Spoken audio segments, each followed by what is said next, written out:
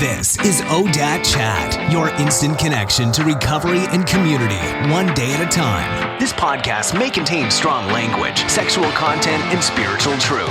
Listener discretion is advised. Welcome to ODAT Chat. My name is Arlena, and I'll be your host. In case you didn't know, ODAT stands for One Day at a Time. If you haven't yet, please subscribe and leave a 5-star review. It helps keep the lights on. Also, if you want to visit odatchat.com, there is an affiliate link for Amazon. If you're shopping on Amazon anyway, go ahead and use my link. It helps pay for the production of the podcast, so thanks for that. And the purpose of the podcast is really to clear up a lot of misconceptions about addiction and recovery in general. But I also want to share the teachers, ideas, and exercises that have helped me over my own journey over the last 22 years that really fall outside the parameters of a 12-step group. So today I'd like to share a little productivity hack I've been experimenting with over the last year. It's called the 5-minute journal. And it's a simple journal that combines several practices into a daily 5-minute exercise that can be done first thing in the morning and at the end of the day. I actually just do the whole thing once a day in the morning. And what it is, it's a short, inspiring quote. There's a few lines for you to write what you are grateful for, then 3 things that would make the day amazing, and a daily affirmation that you write in. So these are to be done in the morning. Then at night, you write 3 amazing things that happened during the day and sort of like a little quick, what I would consider to be a 10-step, which is what you could have done better. So the experience I've had with this is similar to the one that I had years ago when, Simple Abundance was super popular. So it literally retrains your brain to start looking for the positive aspects of life, but it also helps quantify happiness. When done regularly, the end result is this amazing feeling of persistent contentment and peace that I'm fulfilling my life's purpose. So for me, that is huge. You can find a link to it on the website at ODAT Chat under the book recommendation section. So this episode, I'll be talking with Patrick, who shares what it was like moving to the U.S. from Ireland. No, he does not have a super heavy accent, which would have been cool, but he does mess around a little bit with it. He's going to be talking about life with a sober spouse and kids and anonymity in the high-tech world that is Silicon Valley, among many other things. So Patrick is a dear friend who's super funny. He's endlessly charming, and I'm sure he will be impossible to live with after this episode airs. But there you go. And with that, please enjoy this episode with Patrick. Well, Patrick, thank you so much for joining me on the podcast today. Thank you very much. It's great to be here. Great. Well, listen, I have known you for some time now, and you're one of my funniest friends ever. No pressure. Agreed. Okay. Agreed. Yes, I thought you'd be a great guest. The last podcast I had, Christy was on, and she was talking about, she's in program and in recovery, and her spouse is not. You, on the other hand, are in recovery, and your spouse is also in recovery. Correct. So I thought it'd be fun to talk about that, and maybe, you're also a parent with little ones, and, you have a sponsor, and I thought we'd talk a little bit about your concept of God. So we'll kind of go over the whole thing, but typically what I've been doing is starting out with sort of like age range serial numbers so people can get an idea in their mind of who's talking. So Perfect. Okay, so how old are you? 33. You're 33, and where are you from originally? Moved from Ireland in 95. So can you bust out the accent when you want to? Not as well as I wish I could. If I'm around Irish people for a while, I can do it. But, Jesus, if I need to go home, I can go home, But no, I don't sound Irish enough for the Irish, and I don't sound American enough for the Americans. So isn't that hilarious? I'm a little bit in the middle, yeah. You're a little black sheep. I totally get it. Yeah. Okay, and what do you do professionally? I do digital marketing for tech companies. I've been doing that for 7-8 years at this point. Okay, wow. Yeah, so that seems very appropriate to do that in Silicon Valley. Yes. Very small community out here in the digital world. And let's see, where did you go to college? I went to Cal Poly, San Luis Obispo. Oh, okay, you went to SLO. I did the 4-year program that took 5. It was great. Yeah. Maybe some issues that we can talk about. I just loved being there. And I also legally wasn't allowed to leave the county for a little while. Is that right? Yeah, I had some arrest issues that I needed to sort out. Yeah. Oh, this is going to be so much fun. It was at the time. It was at the time. It was. Awesome. And let's see. Tell me a little bit about your family history. Sure. So parents still together. Great family. So we moved over from Ireland, myself, parents, and 2 younger sisters. Both sisters are relative. One's in Sacramento, one's in San Francisco. We're all close. I'm the only one who is lucky enough to be an alcoholic. So drinking is part of my family, but it's a very, no one has a problem. I mean, they drink wine and they're very, normal about it, I guess you'd say. Nobody's crossed the line into addiction. No. I didn't know this when I started to get sober. My mom started doing Al-Anon about a year before I came in the rooms. So she was very ready for me to come in, much more ready than I had expected. So that is very scandalous. Yes. So both my parents now are members of Al-Anon and enjoy going. My mom sponsors a lot of people. My mom's into it more than my dad. Wow. Both your parents went? Oh, yeah. Does your dad still go? I don't know. I think he does a little bit. Okay. He's busy with work, so it's not like he doesn't want to go. But my mom, I think, is like very into it still. What does your father do professionally? He's technically a consultant now, but he does, he works with energy companies and operations. So he's helping companies go public, paperwork, all that kind of fun stuff. So he works, right now he's doing a lot of work on the East Coast. So he's gone for 1 week at a time usually, 2 weeks or 3 weeks out of every month. Wow. Yeah, okay. He technically retired 2 years ago, but that's not really working out for him. Yeah. He's in demand. Well, my mom also kicked him out of the house because he was home for about 3 months, and she's like, "You need to get the hell out of here. Just find something to do." You need a hobby, so he went back to work. So he went back to work. Yeah. Good for him. Oh my goodness. Okay, so how long have you been in recovery? So I have 7 years. I came in. It took me 6 to 9 months, depending on when you start the clock, to get that sobriety date. So, what do you mean, depending on when you start the clock? So I came in once or twice when I was living in Santa Cruz, but I wasn't, I went to a meeting here or there because I felt I was supposed to. Not until I kind of went through the whole, hitting bottom and coming back, probably 6 months before, around June, July, I came in before I got sober in December was my date. Oh, okay. Yeah, so that was, Yeah, so I would say 6 months, but 9 months is when I really first found out what AA was, and then before I got sober. Right, interesting. Mm-hmm. Okay. Yeah, I mean, it seems like it's a process, right? Coming to terms with it's a problem, and then maybe I should do something about it. So that's a pretty common story. Yeah, and mine was, so I was under the impression that I had a drinking problem because everyone told me I had a drinking problem. And it's you needed to stop drinking. And then when I stopped drinking, I thought everything would kind of sort itself out. Right. And it didn't. Right. So I came in and, I stopped drinking. I went to meetings and I went crazy. And, went out after 47 days, after 52 days. So I could never get 60. I got 30 a bunch of times. Mm-hmm. But that was my experience. So I got 30 days, I think, 4 times before I finally hit total bottom and stuck. Wow, that's a hard process to go through because when you're going through that in and out process, you think it's never gonna. Oh yeah, I mean the part stick. At every meeting they say constitutionally incapable of being honest with themselves. That part gets louder and louder and louder because it's is that what it is? Right. I'm just. How honest. I'm fucked, right? I mean, for lack of a better term, just that I'm one of those people, right. And that's what you start focusing on. At least I did. Yeah. Right. Okay. Yeah, that's it's a difficult process. It was. I wouldn't recommend it to anyone. Yes, it's not the way to do it. Yeah. No, it's not. Okay, so I thought it'd be fun to kind of start with a little bit about what qualified you to be an alcoholic. Like how old were you when you started drinking? Was it drinking that you started with? Oh yeah. Okay, started with drinking. How old were you? So my first drink was 9, but I didn't really get access to it until I was in high school again. So 9 was in Ireland, and there was a different accessibility, we'll say, over there.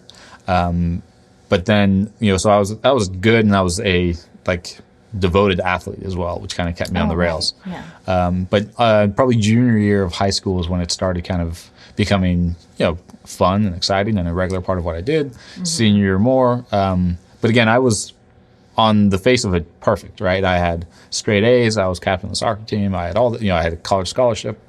Went to college, and that's when it really exploded. I mean, I remember the first time I drank, drank all night, which wasn't new, but it was on a Tuesday, so that was new. And It's Tuesday. and I didn't show up to class, and no one called me. There was no letter, no email. It was just, oh, okay. Like I can break a rule and no one's going to say do anything? this, and there wasn't any real consequences. And I wasn't completely off the rails from day one, but I definitely just drinking became an everyday occurrence starting college, and through college, things got worse, but everyone else was partying too, so it seemed okay, right? And then graduated, started working, and within 9 months got fired because I was just like, I was living the exact same way I had been, and I couldn't stop, and it got worse and worse, and I was doing it on my own, because I lived over the hill in Santa Cruz on my own, and I couldn't, I just drank every night, and that's kind of when I started to realize I may have a problem. Maybe. So let's back up a little bit, because you mentioned when you were in SLO, you couldn't leave for a little while. Yeah. So it sounds like there may have been some problems then, but So there was, I got arrested. I like to say it wasn't drinking related, but they were all drunken publics. I was one of the few people that I haven't heard anyone else. I got arrested in a bar for drunken public because a cop, she saw me outside. She said, "You need to go home. If you go home, I'll let you go." And I was like, "Thank you very much. I appreciate that." And walked down the street, and she just followed me, and I walked right into a bar, sat down, and ordered a shot. And then she came and tapped me on the shoulder, and I said, "1 sec," drank the shot, and walked out with her and went to jail. oh my goodness. Yeah. And that was arrest 2 or 3. I can't remember. But Those are arrest 2 or 3. But so it was all these minor inconsequential stuff, and there was random fights, but nothing legal came out of those. But I was just just an idiot at drinking every single night in downtown, and then because they kept on coming back to back, I was on probation, and then you get arrested on probation. So and then I had community service I had to do, and fines and all that fun stuff. So even when I left SLO, I had to go back every weekend for community service and clean fire trucks. Fire trucks. Yeah. So I was getting sober. I was trying to get sober. I was working 5 days a week, and I'd drive down 6 a.m. on Saturday morning. I would work all day, drive back, and do it again Sunday, and then start working on Why Monday. didn't you just stay in SLO overnight? Oh, I couldn't. No, wouldn't have trusted myself. I mean, I was trying to get sober at this point. You were trying to get sober. And it was just, I didn't know anyone else there, but I would have, no. And I didn't have any money, which also helped. Right. So all the people I went to school with had graduated and left anyways. Right. But yeah, I just would not have been a good idea. Did anybody ever confuse you for a firefighter? No, never. Yeah. Oh, weird. I thought maybe there would be some bonus no, this was because this was the Paso Robles fire station, which is in the middle of nowhere off the fire, and it's just it's just like dead. Coyotes and tumbleweeds. It's absolutely. So they have a beach volleyball court, which I used to have to rake every single for weekend. cat poo, right? No, the beach volleyball for beach volleyball. Oh, I always think that outdoor sand is going to get. No, well, there was no living creatures anywhere close to this place. It was just that desolate. And I used to have to just clean the fire trucks every single week, and it was horrible. Oh, those are big vehicles. And then mow grass and all that kind of stuff. Yeah. Oh, that sounds horrible. So no benefits at all. No benefits at all. None. Other than doing your time. That wasn't satisfying either. I mean, I was still resentful at that point. Of course. Okay, so you graduate college. Mm-hmm. You didn't lose a scholarship. You managed to... No, so I was... No, I didn't. I mean, I kept at my grades were not great, but they were well above minimum. So, so I had a bunch of friends who just bottomed out immediately. Because if you don't get a 2.0, you lose scholarship and you're out. Okay. So I was well above that. But so you're very high functioning. No, I wasn't. So I was very... I mean, I came from... straight A's in, private high school. I came in with 40, 50 credits from APs, right? So I was really? Oh yeah. So I was set. And then I just did the bare minimum when I got to college. So that's where that must have felt like doing nothing compared to what you had just come from, right? Kind of. Bellarmine Preparatory College. Yeah, exactly. Yeah.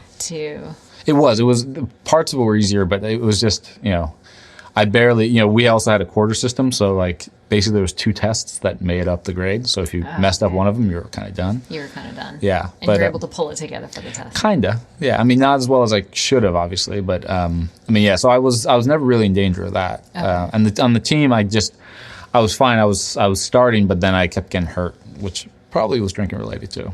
It's not funny how that sort of Yeah. seeps in everywhere. Okay, so you graduate college, you get a job. 9 months later, you bottom out. Yes. And what did that look like for you? So I'm wrong. It wasn't 9 months. It was a little longer than that because I got promoted. That's what happened. So I was, the bottom guy, and then I got promoted. I was the boss. I was in charge of the whole office. This was a construction company. And the guy who, my boss at that time, he's this great guy. And, so with this new responsibility and all this other stuff, within 6 months of taking that promotion, I was out, right? Because I was drinking every night, and then I would go over the hill to drink with my friends, like on a Wednesday night. And I remember what happened was month-end close is a big deal for our company or that company. And I woke up in a parking lot of Khartoum's at probably 9:30 in the morning on a Wednesday when I was supposed to be there at like 7, and all this big crucial stuff was going. And I had to jump in the car and drive over the hill, and it was not a fun experience. Right. So I finished the close and then got fired the next day. Wow. Yeah. That must have been so devastating. It was. It was the first time I really just failed. I mean, brutally failed at something. And then I, in quick succession, lost the place I was living in because I couldn't afford it. And then I was living out of my Jeep, my 95 Jeep, which I loved. But I remember realizing I was really in trouble when I had a girlfriend at the time, but I was spending most of my nights in the car, and I had to file for unemployment, and I didn't have an address. And I was like, oh shit, now what, right? And then I remember I got a severance check, which I figured would do me for 6 months, right? It lasted 10 days. It was about, I want to say $3,000 or something. And I went to Boswell's and Khartoum's, like all these bars down in Campbell. And I would just sit there from 9, 10 a.m. on, and because my girlfriend at the time she worked nights. So she'd be asleep, and I would just go off and do my thing and be drunk at 3 o'clock and go back to her place because she lived next to downtown Campbell, and pass out on her in the she had a little hammock, and then there was a lot of nights she would come home and see me passed out there, which she wasn't happy to see me. Right. Yeah. But that was kind of where I realized like I was in trouble. Like I had to do something. Was your family aware of how bad it was getting? I'm sure. I don't know is the honest answer. I mean, they were aware of like things starting to fall apart, like losing my place and getting fired. And, before that I had used a corporate credit card at a bunch of bars for 2 weeks because I lost mine. Shit. So my dad helped me out with that. Basically I took a loan from him. So my dad actually helped me financially a few times. And one of the biggest things I got to do sober was I remember paying him all that back, right? Which took a long time. It wasn't that much money, but I wasn't making much money. So it's funny how that works. Exactly. The math worked out that way. But that's, and it's funny. I don't remember timelines as well anymore, but it was just, everything was just really shitty all of a sudden. I remember, at one point I called my mom and she was ready for the phone call. She's like, okay, this is what you have to do. She would allow me to come home on the condition I went to meetings every single day, which I didn't know what meetings were. And she drove me to a couple, and that was embarrassing, and I hated that. Going to AA with your mom? Oh, yeah. I mean, and when I went out a couple of times, I was still drunk in the morning. She drove me to a meeting, and it was just not fun times. Not what you expect to be doing as a 25-year-old, like adult. Well, you think as an adult at least. Right. Yeah. Okay. So and then you get with the program, you embrace it, and you're living sober. So did you immediately get a sponsor and go that whole route? So when I started really going to men's meetings, and men's meetings is what I did and still do. But when I started really going, ran into this guy, Robert from Texas by way of Canada. He was interesting. But he was, a character. But he took me under his wing, and, I went with him to all these meetings and got introduced to people. And I said, well, are you going to be my sponsor then? Is this how this works? And he said, no, I have a sponsor for you. I already know who it is. And I said, okay. And then he introduced me to my sponsor, Joe, who's Irish as well. Right. Which I think, I'd love to say that there was some other reason, but I think that's literally the only reason. It's like, I know an Irish guy. That'll work. That'll be your guy. Exactly. Who else could it be? Right. So they say that there's a wrench for every nut. So. Right. Exactly. So I went to, it was a random Thursday night. I went to a meeting because he said he was going to be there, and he was getting his, I think, 8-year chip at the time. And that's where I met him, and we worked worked together, ever since, and still today. And still today. Yep.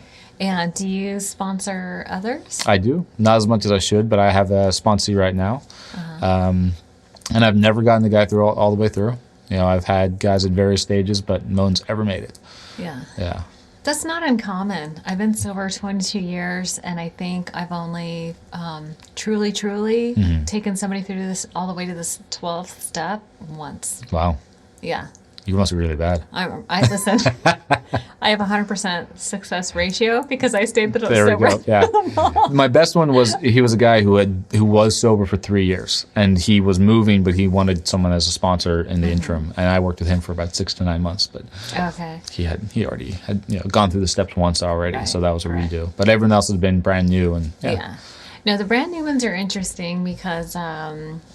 I do sponsor a group of girls, and some have really long-term sobriety. I have one of my sponsees just turned 20.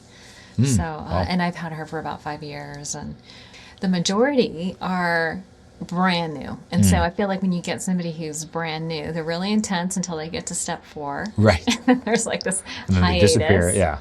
Right. And then if they continue, then they sometimes peter around the 9th step. Anyway, so I was curious. One thing I wanted to ask you is if you have sort of a standard format, like when someone comes to you and says, I need a sponsor, will you be my sponsor? Do you have a speech or a... It doesn't happen that often, right?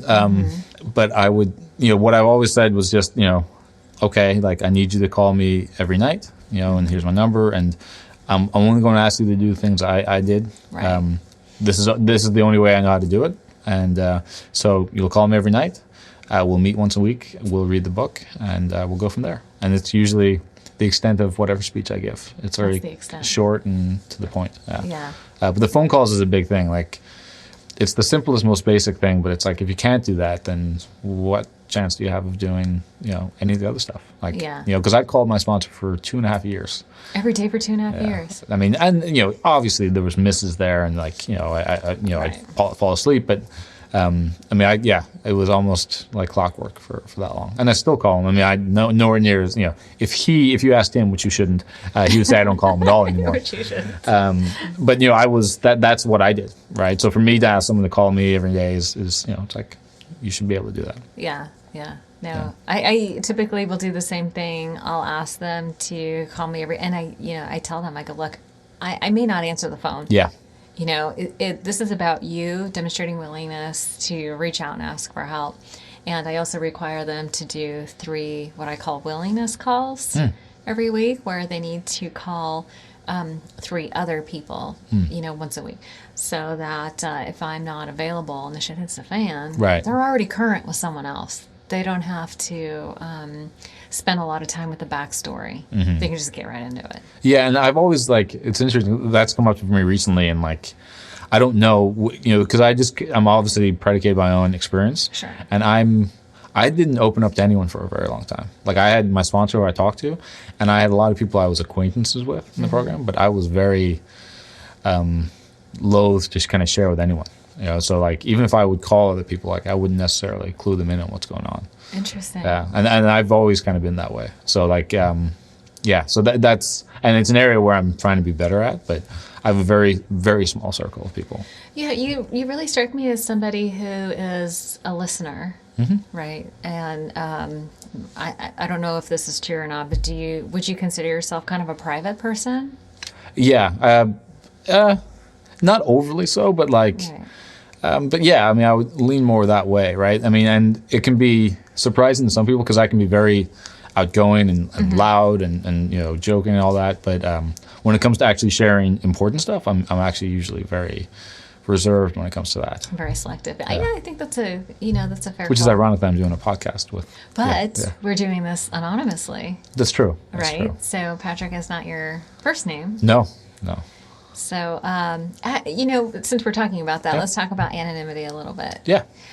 So we're in Silicon Valley in the high-tech arena, and it's a small community. And when I had approached you about the podcast, you said, can we use my middle name? And I was like, yeah, that's fine. And so, but I started thinking about, my own anonymity. One of the goals of the podcast is to sort of de-shame alcoholism and drug addiction. And I respect people's need to be anonymous. And I was curious, what is your thought process on being anonymous? Like, what are your thoughts on anonymity? Yeah. So professionally. Yeah. So I'm open when, it comes up in conversation. I'll be very direct around I don't drink, right? And it actually just came up 2 days ago at work. Because we're going on a corporate, a team building exercise at a winery all day on Friday, Friday, which will be fun. And then I also got invited by my CMO to an Irish drinking session the following Tuesday. Oh, shit, really? Yeah. Oh, yeah. Because I'm Irish, he's Irish, and there's 3 other people who are going to be in town for the summit. And I'm like, okay, I'll be there, but I'll be just ODing on ginger ale, or whatever I have. So I expect to have that conversation again. But so when it comes to individuals, I will be very upfront about, I don't drink, and I don't drink for a reason, right? I'm also very open about saying I love drinking and I have no problem with it, because some people get uncomfortable and weird about it. But what I don't say, and we kind of mentioned this right before we started, I usually don't say I'm in the program or I go to meetings, because I feel like there's a different perspective on that, and there's a different set of questions that I'm usually not open to discussing, right? So yeah, that's kind of where I have drawn the line. I've never done anything public either, right? So I don't, Facebook. I don't put my birthday on Facebook. I don't put my real birthday on Facebook either, by the way. So, hence the need for privacy. Right, and it's an interesting line, right? And it's something I don't usually have to think about or address, until for instance, this, right, where it's now you have to make a decision. Which way do you want to go, right? And that's new for me. So it's something I can't pretend to have given a ton of thought to, but that's just kind of where, and part of it's just that's my natural inclination with most things. Like, I'm not a sharer, right? I'm not open in general. No one's going to accuse you of oversharing in a public place. Probably not. I don't want to say for sure, just in case there's someone out there who's like, well, you told me this one time, right? Yeah, this one time. But yeah, in general, I'm very adept at saying a lot of words and not telling you anything. Let's put it that way. Right. Yeah. I think that's the Irish way, right? Bullshit, I believe, is the technical term. But yes, and my dad does the exact same thing. Is that right? Oh yeah, totally. Yeah. Do you think it's a fear that people will perceive? Because I think so. What we're really talking about is alcoholism and drug addiction, right? Like, once you start going down that, like you said, a line of questioning, and like if you say that you're in recovery, that the implied inference there is that you're an alcoholic, right? Or a drug addict. And then that leads to a whole another line of questioning. Is that the line of questioning that you're uncomfortable with? Or what kind of questions do you get? Yeah, well, it's more curiosity about what going to meetings is like. Do people cry? Is it like they see in the movies?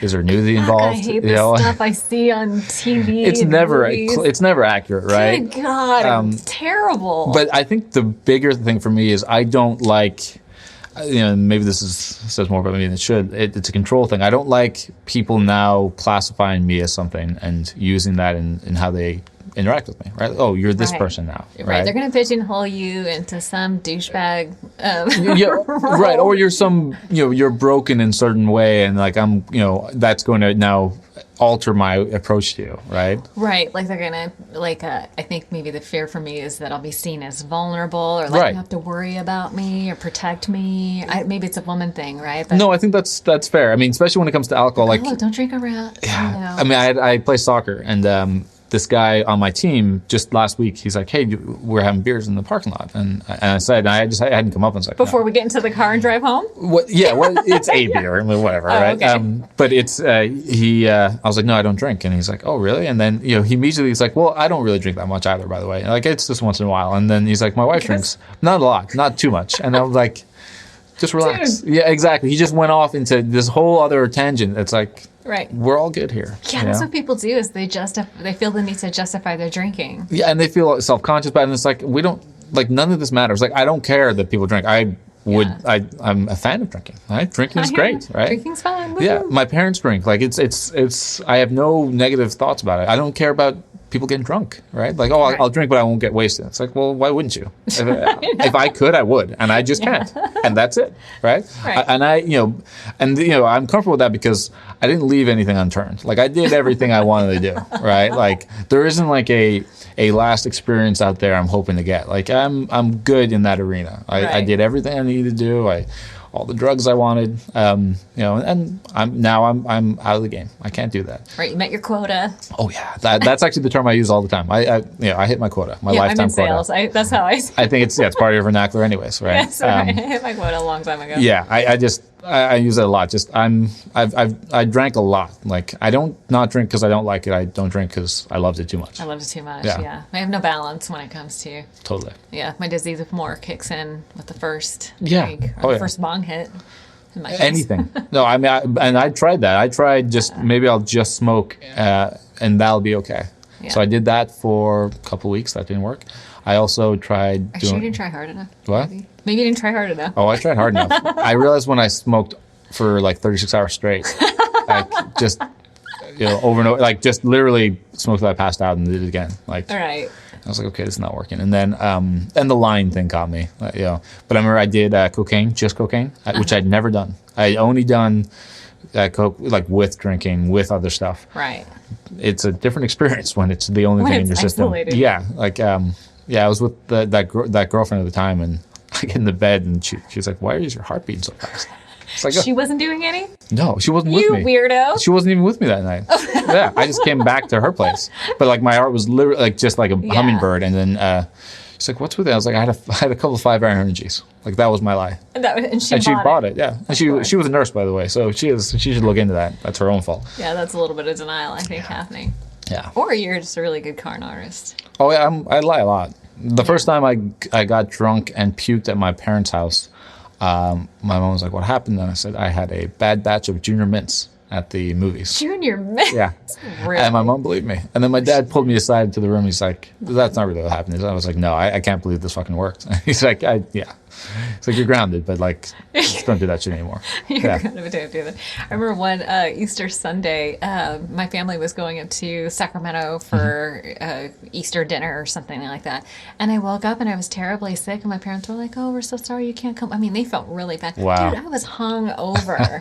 This was high school, right? Oh, terribly sick. I must have had something. Yeah. Like, I've never had food poisoning my entire life, but I've claimed it a whole bunch of times. A whole bunch of times. Yeah.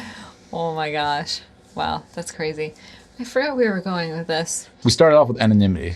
Oh, yeah. Yeah, that's kind of where that tangent Okay, we started began. it off with anonymity. Yeah, because I feel like, I have been wrestling with this myself because I'm doing the podcast, and then I, there's this idea in the rooms, that you're not supposed to reveal your anonymity. And I'm like, what's the fear? Am I afraid I'm not going to be able to find gainful employment? I'm in sales in Silicon Valley. It's everybody drinks. Right. You're talking about having to go do a thing in Napa. Just regular corporate stuff, and it's revolving around drinking. Yeah. Yes. A year ago, our sales kickoff was in Napa. And spent an entire week in wine country and a 6-hour wine tour. I spent 2 hours at 3 different wineries each. It was not awesome. That's what I get to do next Friday. Yeah. Yeah, so I feel your pain. All day Napa trip. Yeah, it's very hydrated. I bet, yeah. End of the day. A lot of finger foods, I'm sure I'm going to have, Yeah. So, call me, text me if you need to. Will do. I'll be like, feeling your pain. But, so I don't feel like I'm at risk of not being able to find a job. I've been doing sales for a while, and I feel like I have a solid reputation because I haven't, started drinking. Yeah. Those are related, yeah. Yeah, because my reputation prior to sobriety was not great. I would venture to say. So I'm not afraid I'm not going to be able to find gainful employment, but I do identify with what you're talking about when you reveal to somebody that, oh, well, actually, I go to meetings. You do get the head tilt, like, right.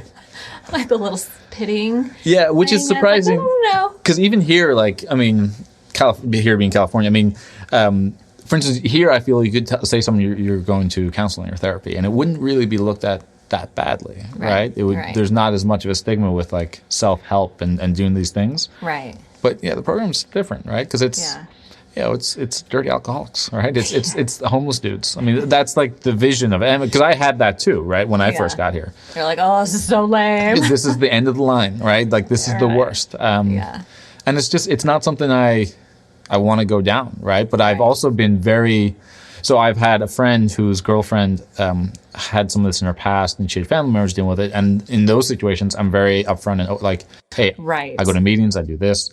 If there's anything I can do to help, please ask. Yeah, right.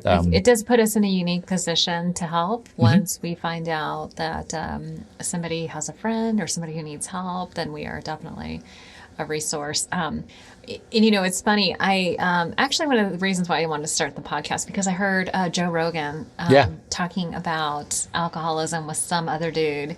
Clearly, neither one of them had a fucking clue what they were talking about, and I was outraged. I was like, Joe Rogan, I'm gonna fucking call you out on your shit because you have no idea what you're talking about. These two guys were talking about what it meant to be an alcoholic, right? And you're, like you said, it's like this dirty alcoholic thing. Right. Like there's some sort of it's not a moral issue, although we behave immorally. But I mean, this reminds me of, I was newly sober, and there was an article that came out in like Inc. magazine or something like that about alcoholism and AA, and I've never seen so many old AA guys get so pissed off because like the way it was characterized, and they talked about what a meeting was like, and they were just livid, right? So were their accounts of the meetings accurate, or? Not really. I mean, it was, the whole thing was about AA as a whole and the culture, but it was very, it made it sound very cultish, right? And this idea that you have to commit, and like there's the, embrace a God concept, and the, it really hammered on these, so, that seemed to be the tone of the article, and people were, pissed off. But my whole thing is like, I could care less, right? It's like, we have a, not secret society, but we have a private group where I don't really, and I've taken this approach with everything. I don't really give a shit what people think, right? Like it's not, I just don't like when they think about me specifically, and I can't control that, right? Which is why I don't like put that label out there usually, at least in the public setting. Yeah, I do like to be able to reveal it to who I want, when I want, and how I want. Yeah. Right. I do like to be able to control it, because I think if people who don't understand what it's about, I like to be able to explain what it really means. Right. So there's a lady at work, and I recently, I made President's Club, so we're going to go to Cabo, and she's a heavy drinker. Was the whole point of the story just to mention you made President's Club? Or is actually. I found a way to work that in. Right, I know. Finally managed to check that off the list. Yeah. Off the list, yeah. And so she is a big drinker, and I told her that I'm sober, and I forgot why I mentioned it. I think it was because she had a family member that is struggling with alcoholism and drug addiction, and I think that's why it came up. So I let her know that, I can help her. I had some ideas about, her as a family member, what she should and shouldn't do, and how she can help her person. Right. And from that point on, it's been a weird exchange of, she'll tell me a story and then it'll involve drinking, and then she'll be like, oh my gosh, I'm so sorry. I shouldn't have said that to you. And I was like, bitch, you have no clue. Yeah, it's you want to hear stories? I got stories. Yeah. I got stories, let me tell you. You cannot scare me. Yeah. I mean, but even my closest friends, like, they won't really ask, but once in a while it'll come up, and they're totally, weirded out by the whole concept. Like, what is it? Like, what do you guys talk about? What do you share about? And it's just, I just typically try and avoid the conversation if I can. Right. Is it just too exhausting to try to explain it, or? Yeah, and it's also like, it's a difficult thing to describe in a way that makes sense, because I wasn't able to describe it to myself, right? Like, that's a good point. Being there and being, because if I start talking about a community and that we all talk to each other and we share, and it sounds like a cult when I talk about it, right? Yeah, but it's clearly not, and all the benefits and everything, but it's, how do I put that in a way that makes sense, right? Well, it's not the cult in the dirty, isolating, harm you kind of a cult. It kind of is a cult, but it's in the believe whatever you want, we're here to help you, in any way that we can, kind of a cult. You know what I mean? Right. We do have our secret society in a way. We do have our own vernacular, but we don't, and I think what's dangerous about like true cults and that are in a negative light is that they isolate you from your friends and family. They brainwash you into a negative way. Like, they all have ulterior motives, right? I mean, right. Which is why AA is like studied sociologically, because it's like it's not destructive. It's one of the only societies that they've ever had, that anyone's ever had, that has an altruistic motive that's lasting, right? Because even religious ones typically have some other slant, and there's a financial thing or whatever it is, right? But AA is, I would say, incredibly unique in that aspect. Yeah. But it is unique, so people will not believe that. Like, well, it's just like every other, you know, group that is, I made quotation marks on the podcast, I realized. Oh, they can't see it. Yeah, that doesn't work. But you know what the funny thing is? There's a line, right, where we can get out of balance, where we start thinking AA is the only way. Like, I know a lot of people who are like, they fucking freak out when people leave or go to church, or, you know what I mean? Like, or I had, and I've experienced that own sense of panic myself. I had a childhood friend who got sober through a church program. I forget what it's called. I think it's called Celebrate Recovery. Okay. I've heard that many times, but I panic for those people because I don't know if they're the kind who can get sober and stay sober through that program. I know that I've been sober 22 years, and I know that has worked for me, right? And I don't stray from the path because my consequences are so severe. Right. And I do see people who come back, but the only ones who come back to say it doesn't work are the ones that it didn't work for them. If you leave and it works for you, you're not going to come back. Right. True. And I have had friends who have left and who actually started drinking again, who seem to be okay. Really? Yeah, after long-term sobriety, like 10 years. Because I haven't had that experience. I've actually, I've never met someone who, and I'm obviously open to other experiences, but like, right. AA is a big choice to make. And usually when you make it, it's like, there's good reason. It's because it was the right decision, right? It was because it was the only it was like, like your last resort. Yeah, and I've friends who put it better, but the whole thing is like, this was never my goal, right? Like to end up here with you people, right? You losers. Exactly, and but yeah, I mean, I really try and force myself to be very open-minded with stuff. Like, yeah, absolutely, there's other ways, right? Like, there's other ways in the book. I mean, that guy stayed sober for 20 years before he started drinking. And then he died. I mean, which is not a great example. But he stayed sober for 20 years first, right? Yeah, all on his own. Yeah. So. Yeah. It's just, I am very clear about what works for me, right? And so I see, like, when I've had friends that have left, the first thing I think is, can I do that? And immediately my next thought is, no. Yeah. So are you crazy? Yeah, I couldn't leave. I mean, and we kind of share that same thing where, I don't even want to risk it. Our significant others, right? Yes. So like, it's not a decision I would even get to make on my own, right? Right. Like it would be something we'd have to seriously. And we've had that conversation when we first got together. Like, what happens if one of us goes out, right? What does that mean? Did you? Oh yeah, because what was that conversation like? This is prior to getting married. Yes, it was prior. Yes, I think it was. And how long have you been married now? That's been 5 years. Oh my God, has it been 5 years? No, it's been No, it's been. You are. It's been in 2.5 years. 2.5 years. September 20th, 2014. Yes, we share the same anniversary. We do. Yeah, yes. the same wedding date. Yeah. No, I don't know why I got the years mixed up, but yeah. But we did definitely talk about it before we got married. Okay. And it was, because she has a daughter too, right? Right.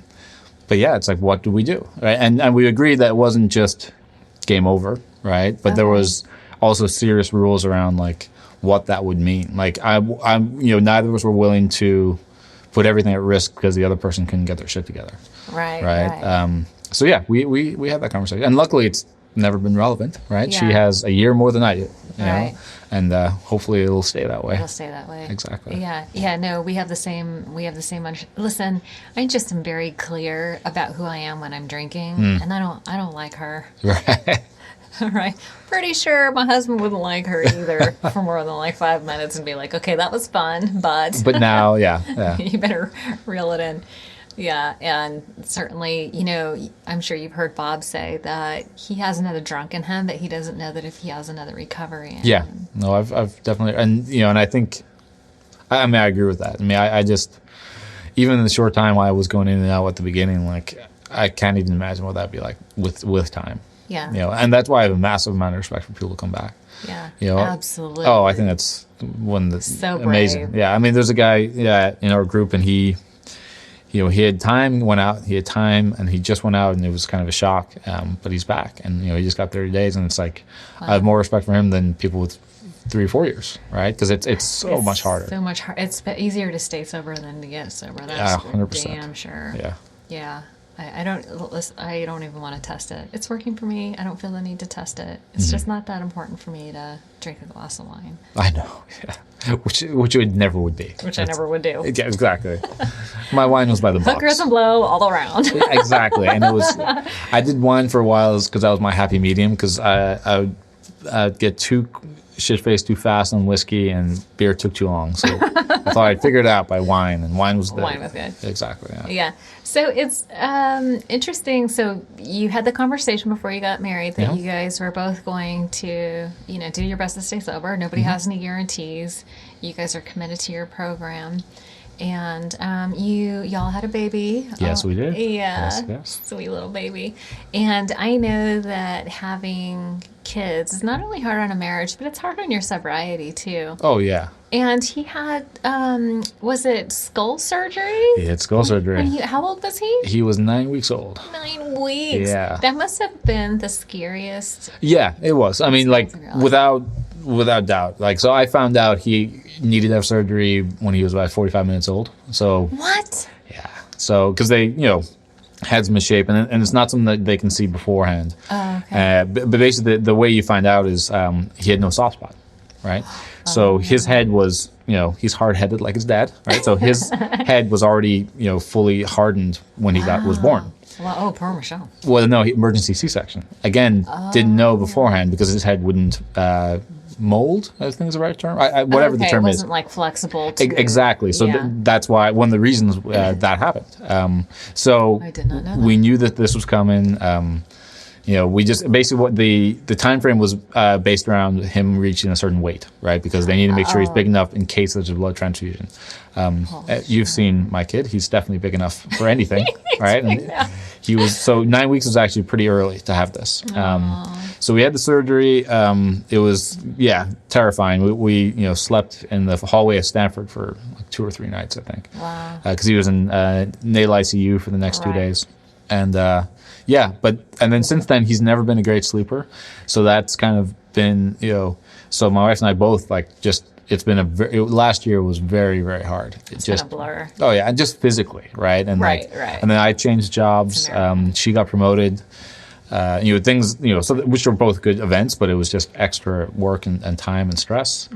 And it was just, so last year on sobriety was rough for both of us. And we've both kind of recommitted this year to kind of being a lot more regular. We've also spoken very candidly to each other around how we talk about the program with each other. Okay. What do you mean? This came up early when one of us wasn't going to meetings, right? Okay. And the conversation We're not basically... pointing any fingers? What? We're not pointing Oh, fingers? at her. Yeah. No, I can't... It happened with both of us. And I don't remember... At different periods, both Exactly. of you sort of fell off the... You know, we would just miss 1 week here, then it turned into 2 weeks and 3. You know, it happens. It does. In all honesty, I don't know which time and which person this was with, but we had the conversation. And you know, the agreement we have is I don't get to tell her how to do the program and vice versa. Okay. As long as that person's doing something, right? Okay. You know, so if you're not going to meetings, like, I get to talk to you about that. But if, you know, I don't think you're going to the right meetings, like, that's bullshit. And that's none of my business. Okay. Right? So That kind of thing. That's really, God, that's so mature. I know, right? Yeah. We're pretty, adult we're of pretty you amazing. I know. I get that a lot. But and we've stuck to that, right? And you know, she, you know, I mean, she's great. I mean, she was incredibly involved when we first got together, like Right, yeah. young people's, and Sure. she had, I think All she was kinds of done service and... something like 10 business meetings a month, something nuts. Okay. That's just going too It's far. unreal, right? Yeah. That's out of balance. Yeah, but then and now exactly. Well, now she does really well at work. She gets promoted. She's team mom for our daughter. She she's doing she makes cupcakes for people who ask them, like, which we've had to talk about. I'm like, no, we're fucking cupcakes. All right, like enough. They're very fancy. They're incredibly ornate, right? Yes, they're works of art. But so we've had that conversation because it's a central part of both our lives. And, and we had this conversation just again recently because both of us have been lacking, right? Not by choice, just because, like... It's just tough. When you're getting 2 to 3 hours of sleep, like, every other night, and it's just like, it's been brutal. It becomes real difficult to go to that 8 o'clock meeting, right? Oh, that's like the middle of the night. Oh, it's nuts, right? Yeah, and also it's hard on the other person because... Yes, I'm leaving, but now you're stuck. You're on your own, right, with the 2 kids. But no, this year we've been, much more, much better about it. So you guys have found a little bit of breathing room and. We just. It's the same with everything, right? This is immovable. This is going to happen every single week, like no matter what. Okay. Right, and we just stick to that. Okay. He sleeps. Not great still, right? Like we're still tired. It's not as bad as it was, but it's still bad. Yeah. But it's a commitment, right? Yeah. So every Wednesday I have my meeting. Every Tuesday she has hers, and she's doing a lot more than me. She goes to ODAT with you, I think, on Saturday mornings. She goes Sunday mornings. Mm-hmm. I've seen you at Sunday. Yeah, well that week I missed my Wednesday, so I was there on the Sunday. Okay. Yeah. Yeah. So was the commitment a couple meetings a week, or? No, it's mainly just. There wasn't a commitment on number. It was more like I have my one meeting that I need to get to, right? And my whole thing is like I can go to 2 other meetings, but if I miss my meeting, it's not the same for me, right? So that meeting is really, my home group. So it's the one that you go to where you feel fed. Oh, totally, exactly. So. And all meetings are not created equal. Oh no, there's shitty meetings. There are real when I first got sober on the Freedom Fellowship in Mountain View every Saturday morning at 10 a.m. and it was horrible. Because Freedom Fellowship means anyone can speak whenever they want for as long as they want, and it was just like 15 people, and it was a great learning experience. And I've never been back. Yeah, you learn what not to do. Yeah. I think one of the things that I really dislike the most at meetings is when people ask for a volunteer or a burning desire. I was taught earlier, if you need to speak, you probably should shut up. Right, yeah. You should talk to your sponsor and not get up there. I've seen people take a meeting hostage, and if you have an inexperienced secretary, the way we do meetings out here in California, the secretary is sort of in control of the meeting. And Allegedly. Yeah. So funny. So many.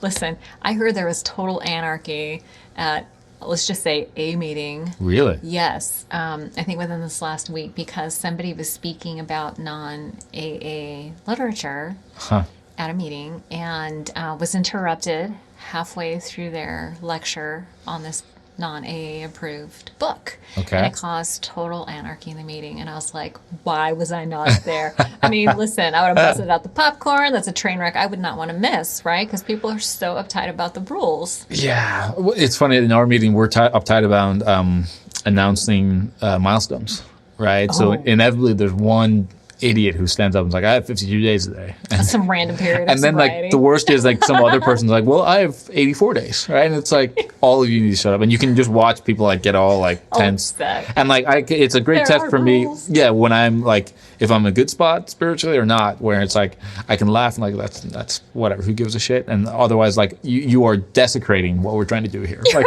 right? Like this is total blasphemy. Exactly. Like you're ruining everything. Like really? Like But yeah, it's funny how like uptight we get. Oh my God. This is where like the cult factor comes in. We're just so controlling about meetings. And for me, I've always had an issue when it comes to the drug stuff.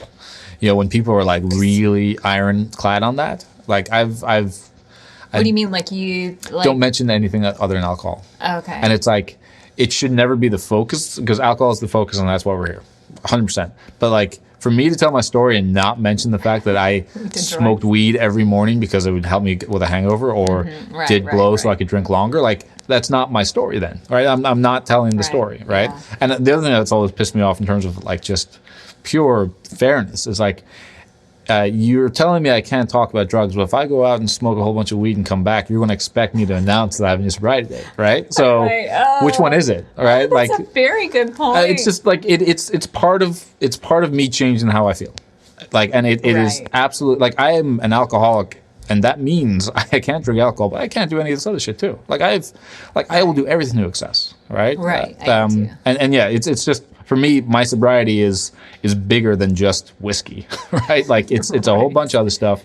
Yeah. And I always get, that's the only thing I always get. I'm, and I get the concept around, that's our focus, but not at the exclusion of everything else. I would like to take this a step further and say that it is not alcohol is not the focus of a meeting. It's recovery. Right? Because, well, I'm just going with the traditions, right? So right. Yeah. No, I'm with you. But in my mind, if I'm going to take it a step further, we're supposed to be talking about the solution. And True. I realize that it's, in juxtaposition to the problem. Right? So we're talking about the problem, but the book talks that it's just a symptom. Right. Right. And in my mind, it doesn't matter what the problem is. The solution's the same. Totally. I don't care if it's gambling, shopping, sex, overeating. It all ends up coming back to, that's why there are so many like 12-step programs. Right. It's because the solution's always the same. No, It doesn't and matter what the problem totally is. agree with that. I mean, my favorite line in the book is page 54, setting aside the drink question, they asked why their lives were so unsatisfactory, right? Because when I took Can away you say that one more time slower? setting aside the drink problem, they asked why their lives were so unsatisfactory. Okay. So for me, that was, when I stopped drinking, why wasn't my life working now, right? And it actually got worse. Like I went crazy, Yeah. right? And it's because drinking was never my problem. Drinking was my solution, and then it stopped working. Right. And now I needed to find something, and that's why I always say to guys, with new guys, it's never enough to stop drinking. Like you have to replace it. This idea that you just stop it and there's this gaping hole if you do that, and you'll fill it with something. All right. We need to find a sufficient substitute. Exactly. Yeah. And I have found that prayer and meditation and community and service, Yeah. is for me is really what embodies the solution. And so I was going to ask you too, while we still have some time, about, although that was fun to talk about, right? Bitch session about what we hate. Well, that stuff drives me nuts when people get like all high and mighty. You know what's funny is when I first got sober and started going to meetings, I would hear these people get up and go, "Oh, I had my pet peeves." But I was like, "Oh, I can't wait till I've been around long enough so I can develop some pet peeves and stuff." And here I am all this time. Oh, I have a lot. I asked Bob. I go, "Oh, maybe we should do a podcast to talk about." He goes, "I'm not going to bash." I was like, I can tell you Bob's pet peeves. I mean, he told me all of them. Yeah, so I can speak for him. Yeah. Listen, don't think I don't know what they are, right? He comes home and be like, "Oh my God."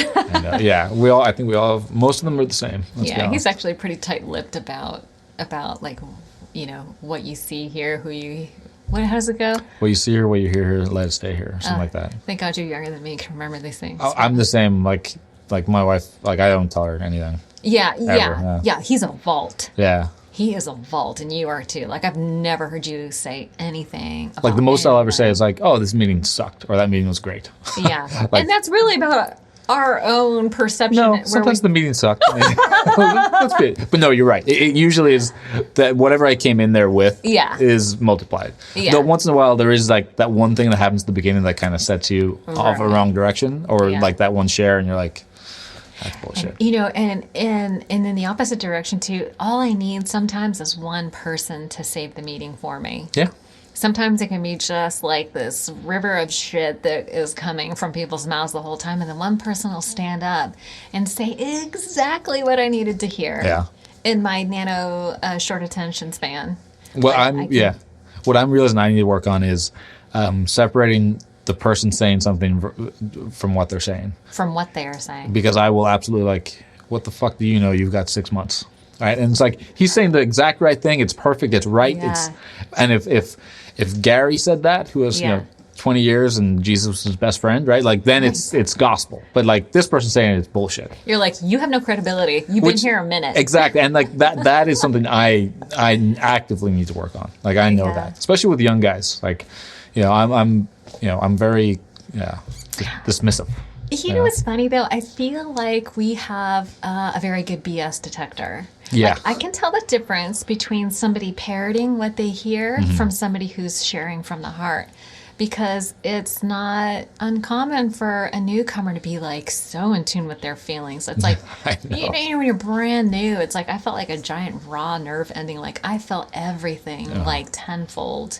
And so I was like in it, you know, and I was awesome, to be quite honest.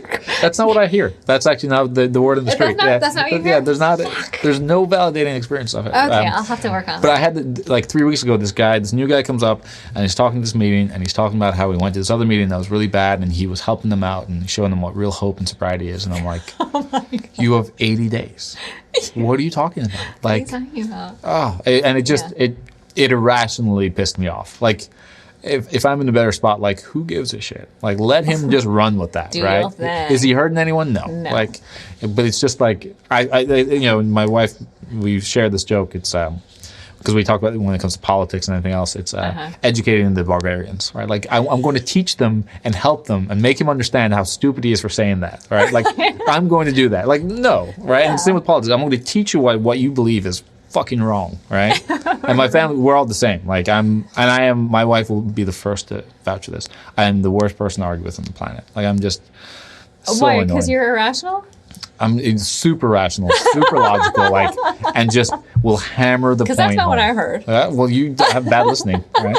But I'm like, I know it's a fault. Like I'm not fun to argue with at all. Like it's the worst. Not fun to argue with. No. So this is funny because I like to discuss things, but my husband sees it as debating, and he does not like to. Like, he's very amiable. Listen. He is on your side. Okay. He is team whoever you are. Got it. He won't take the opposite point of view. No, and it's interesting. You know, it's no surprise. Everybody loves Bob. It's true. Yes. Right. And I think partially it's because he doesn't give a shit. Like, he really has no agenda, you know, like, you do you, boo-boo. He does not care. That helps, yeah. Yeah, he is not trying to convince anybody of anything. It's like, if that's your thing, go for it. And I find that if I can hold that space for somebody else, they tend to relax and they can stop being an asshole. You know what I mean? Yeah. It's like, so I get, like, the magic that happens with that, but I want to persuade people. I'm a sales girl. You know what I mean? It's like a natural born. You know, it's funny. In my house, debating was a sport, right? It's no accident that my brother's an attorney. Right. That makes sense. Yeah. And he lived with my father the longest. My dad's the one who was the debater, right? So in my house, it was okay. But in our house, no, not so much. But he's a great listener. Right. And so I find that in the space with somebody that I trust who loves me, I can get through my stuff faster because whatever, I can just work it out and figure it out for myself. Because I love debating. Like, I debate stuff all the time. Isn't that funny? And I'll take, opposite viewpoints with my wife and, Not because you believe them or just because you No, because I'm a big believer of, and again, this is something I force myself to do is, there's a reason you think differently than me, and I need to understand what that is. If I have any hope of, changing your mind or just understanding you, or respecting you. Well, let's not get too ahead of ourselves. That's probably not going to happen. But just I'm big on empathy and understanding the other viewpoint, right? Okay.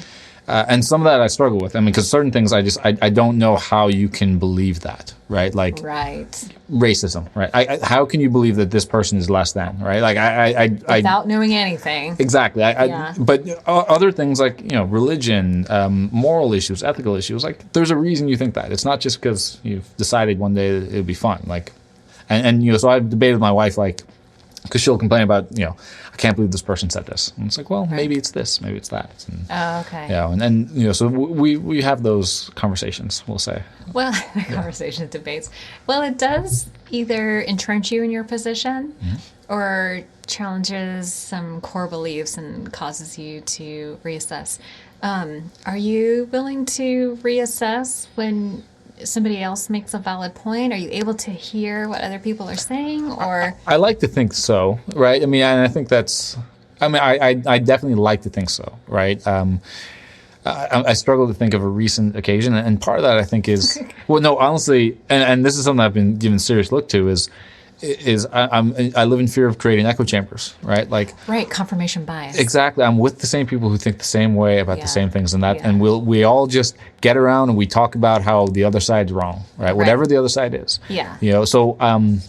So I don't know if I'm getting exposed to that as much as I would like to. I know from a professional perspective, I'm absolutely open to being wrong, and like I'm very transparent. Like, this is what I did, and did it work? Did it not? Like, if you have a better idea, let's do it. But again, that's a little easier because you're not emotionally tied usually to your work output. Right. But yeah, so I think that's a great question. It's just I don't know lately, right? I like to think I am, but yeah. I just recently heard these guys talking about how do you know if you're not falling into the confirmation bias trap, right? There's a lot of political discussions going on, and I think people get so wrapped up in their ego and that they're just looking for reasons that they're right. They're not actually challenging their core beliefs. And I think the interesting thing about getting sober in recovery is that you have to question everything. True, yeah. You really have to question everything, and then you kind of go with your gut, right? You have to, the best advice I ever got was from my husband, and he told me to follow my heart. And I feel like that's a real gut check way to make decisions. You know what I mean? Sounds like I don't want to talk about this anymore, and you should just go. That's the line I would use. Just go with what you think about it and tell me about it later. Yeah. Follow your heart. Exactly. All right, peace. Yeah. Shoot, this whole time I thought he was on my side. No, I would also take that as like a massive sign of respect too, right? Because it's like some people, like especially newcomers, like you shouldn't. No. You shouldn't follow your heart. You should not follow. Well, they're confusing their crotch with their heart. Yeah, you just don't follow either one. Just do what I say. Don't follow anything. Follow your sponsor. Exactly. Yeah. But no, I mean. And it's funny, I think that's one of those outcomes we get where, I think you said it once in the meeting, where all of a sudden we have a gut that makes good decisions. Like, our instincts are good ones finally, and it never was that case before. Yeah, that's part of that. And that's new for us. Like, my instincts got me in jail. My instincts got me, like, I remember walking up to a house to get in a fight intentionally with 6 guys. Like, what logic is involved in that decision? I lost, by the way. Just in case anyone was questioning. In case anyone was wondering, I'll tell you a little embarrassing story. I was driving drunk one time in my dad's car, and I remember consciously thinking, I wonder what it would feel like to crash the car. Oh, wow. And I picked a car and I hit it. No way. Yes. And what I didn't realize is there were people standing outside. It was dark at night. Ugh. And I recall throwing the car into reverse and I left. Damn. Yeah, and there was no damage to my dad's car. I must have just hit it, like... How much stuff were you on? Because maybe this was just Listen, my dad was sober, so he can validate. But I was like, I just had the vision of you driving into a bush and freaking out and saying sorry to people, like tree stumps, and then backing up and just... I can't believe we got away with it. I remember this guy jumped out like a leprechaun from behind. I mean, no offense.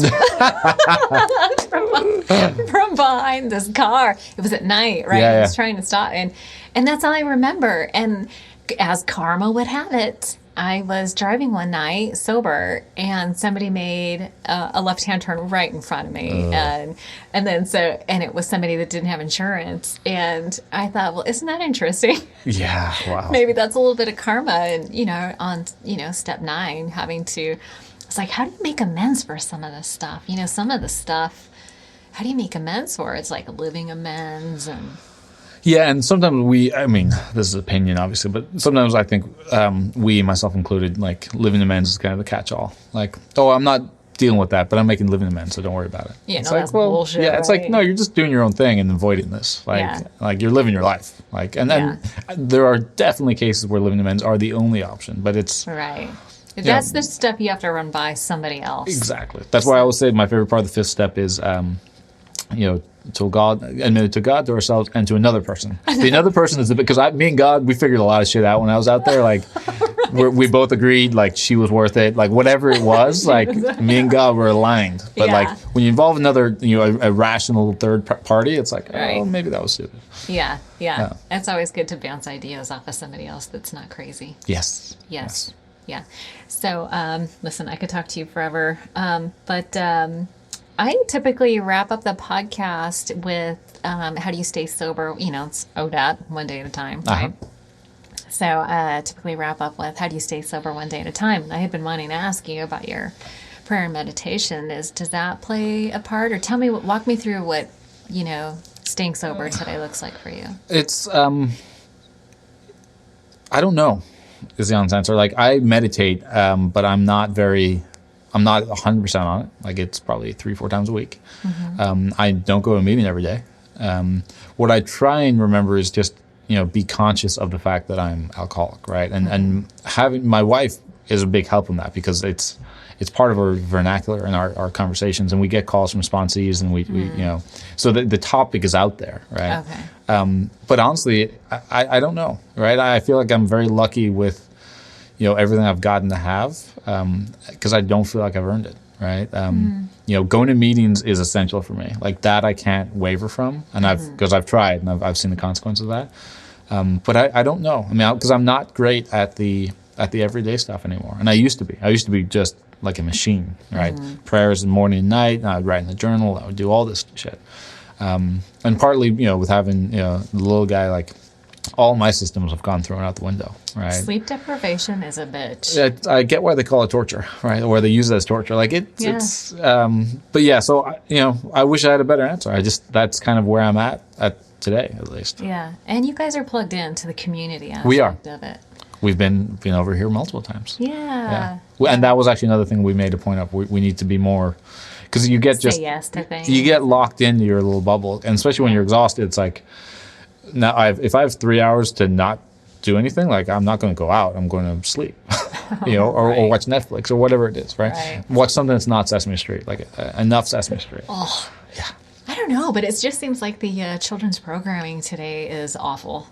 Like, Sesame Street's cool, right? Sesame Street's fun. I mean, I enjoy it, but like a lot of the other stuff, especially for the younger kids, it's like, this is so weird. Yeah. Somebody was on acid when they came up with this concept. It's uncomfortable. Teletubbies and stuff. Is that still a thing? I don't know.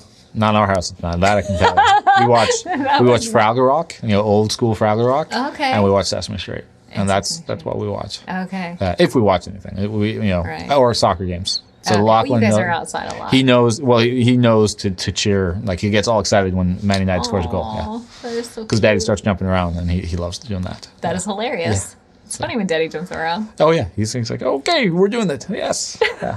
So cute. Awesome. Okay, well, I appreciate that's an honest answer, right? And today that's working, and sometimes we stay sober by the grace of God and the program and the fellowship and stuff. So that's fair. And doing podcasts. I would tell you that doing podcasts is definitely keeps you sober. It's definitely a must do. Exactly. Yes. Tell all your friends. Exactly. I mean, I've been sober all day. I mean, it's really because I knew I was going to be here. You knew you had to stay sober for this. Awesome. Well, listen, thank you so much for doing the podcast. Thank you for having me. Yeah, you're super fun. We'll have to do it again and maybe get into some more philosophical stuff, like why newcomers shouldn't be allowed to speak. I will sign that petition right now. Awesome. All right. Well, thank you so much. Thank you. Okay. Thank you for listening to ODAT Chat. Please visit odatchat.com for more episodes, to leave feedback or suggest topics and guests. Until next time.